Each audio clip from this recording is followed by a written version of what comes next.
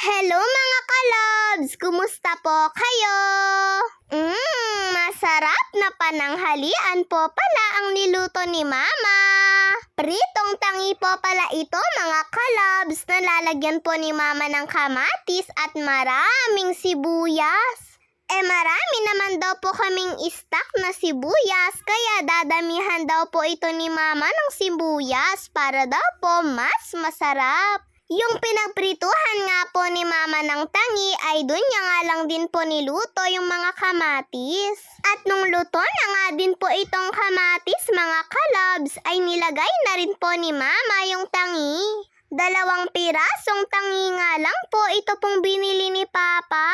At konti nga lang din po yung kamatis. Kung alam nga lang daw po sana ni Papa na ganito po yung lulutuin ni Mama, ay sana dinamihan niya na daw po ng kamatis. Sa totoo nga lang po ay namimiss ko na rin po yung mag-ulam ng ganito.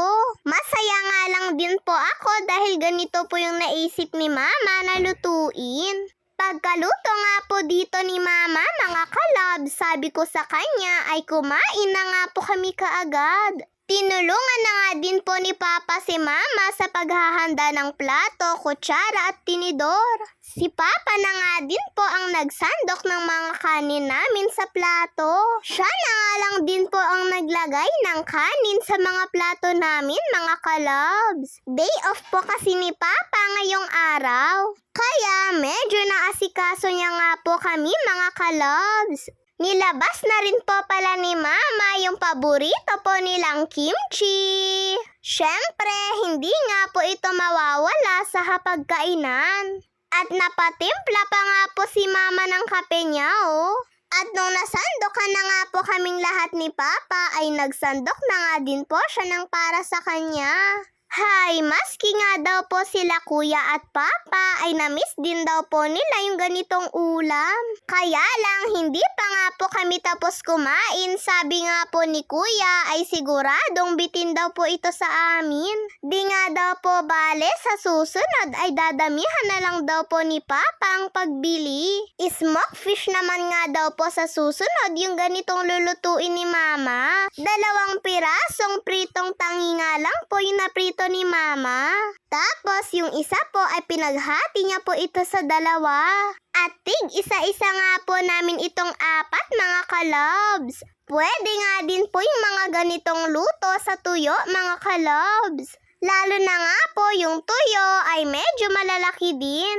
Mas lalong masarap nga din po yun. Sabi nga po ni Mama ay hindi nga din po pwedeng ganito po palagi yung inuulam. Dahil nakaka-high blood daw po ito.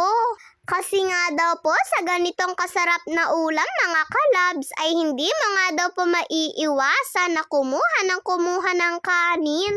Yung kakatapos mo nga lang daw pong kainin yung sinandok mo tapos magdadagdag na naman daw po. Sa totoo nga lang po mga kalabs ay taob na taob po yung kaldero namin dito. Nabitin pa nga din po si Papa at Kuya sa ulam pati na nga din po sa kanin. Maski nga din po ako ay napapadagdag din po ako ng kanin mga kalabs. Sa sobrang tagal na rin po kasi siguro na hindi po kami nag-ulam ng ganito. Kaya ganun na lang din po siguro yung lakas namin kumain ng kanin. Ako nga din po mga kalabs, kapag nga din po gusto ko yung pagkain, ay dagdag nga din po ako ng dagdag ng kanin. Tulad nga din po nito mga kalabs, ganitong ulam nga din po yung gusto ko. Lalo na at pritong isda nga din po ito.